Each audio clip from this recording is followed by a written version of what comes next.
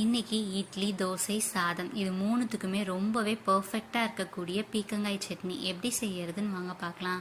அதுக்கு ஒரு பேன் அடுப்பில் வச்சுட்டு 2 டேபிள் ஸ்பூன் எண்ணெய் ஆட் பண்ணிக்கோங்க. இப்போ எண்ணெய் காஞ்சதுக்கு அப்புறமே உளுந்தம்பருப்பு, பச்சைக்கடலை பருப்பு சேர்த்து நல்லா செவக்க வறுத்துக்கோங்க. இப்போ இது கூட 15லேருந்து 20 சின்ன வெங்காயம் சேர்த்துட்டு நல்லா வதக்கிக்கோங்க.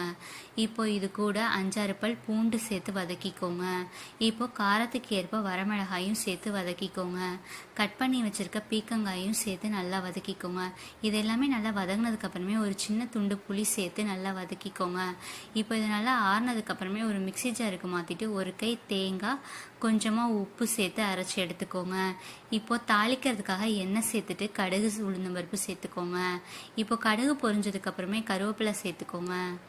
சேர்த்துட்டு இந்த தாளிப்பை அப்படியே சட்னிக்குள்ளே ஊற்றிக்கோங்க. இப்போ ரொம்பவே பர்ஃபெக்டான சட்னி ரெடி ஆயிடுச்சு. இது எல்லாத்துக்குமே ரொம்பவே நல்லாயிருக்கும். நீங்களும் ட்ரை பண்ணி பாருங்கள்.